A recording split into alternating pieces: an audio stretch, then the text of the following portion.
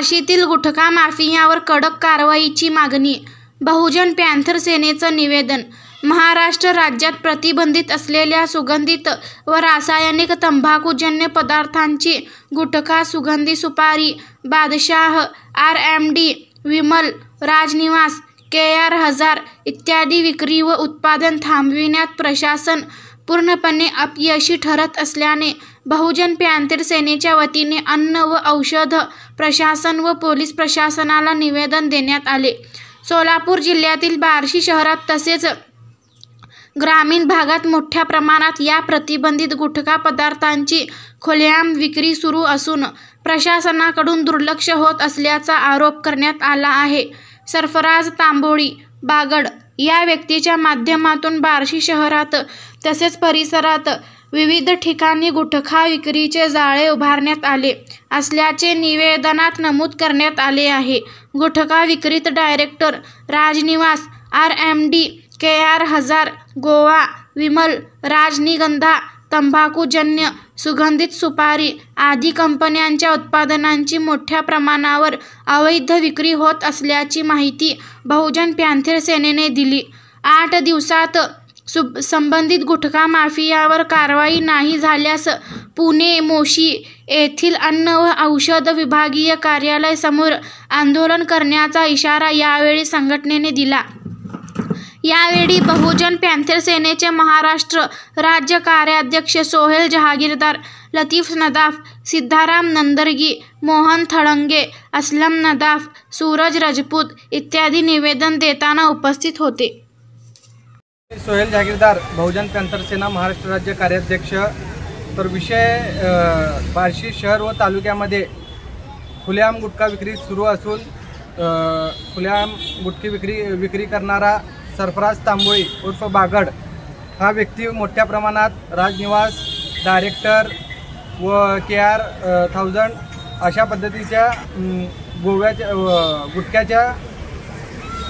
गुटख्याच्या पुड्या विक्री करतो. तर आम्ही आज सहाय्यक आयुक्त देसाई साहेबांना भेटून निवेदन देण्यात आलेले आहे. या निवेदनामध्ये 8 दिवसाची मुदत दिलेली आहे.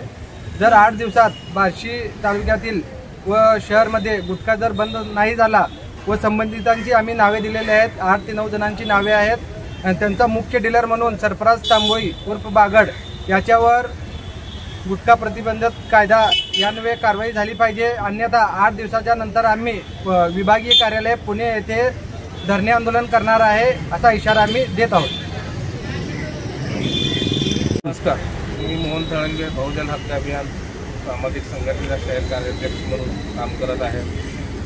तर अनेक दिवसापासून बार्शी शहरामध्ये प्रतिबंधित गुटखा बेकायदेशीरपणे विक्री होत असल्याची चर्चा व बातम्या प्रसार माध्यमातून होत असल्यामुळे आम्ही स्वतः सगळे आमचे पत्रकार बांधव सगळे जाऊन चौकशी केली असता तर तिथं खरोखर खुलेआमपणे राजरोसपणे बिनधास्तपणे कुठल्याही अधिकाऱ्याला किंवा पोलीस अधिकाऱ्यांना न घाबरता तिथं जोरजोरात गुटखा विक्री चालू असल्याची स्पष्टपणे आम्हाला माहिती मिळाली व माहिती मिळाल्यानंतर आम्ही आज रोजी सर्व विविध संघटना व पत्रकार बांधव सर्वजण मिळून सहाय्यक आयुक्त श्री देसाई साहेबांना निवेदन दिलेलं आहे व 8 दिवसाच्या आत त्यांच्यावर गुटखा प्रतिबंधक कायदा 2003 अन्वये कारवाई करा. अन्यथा 8 दिवसाच्या आत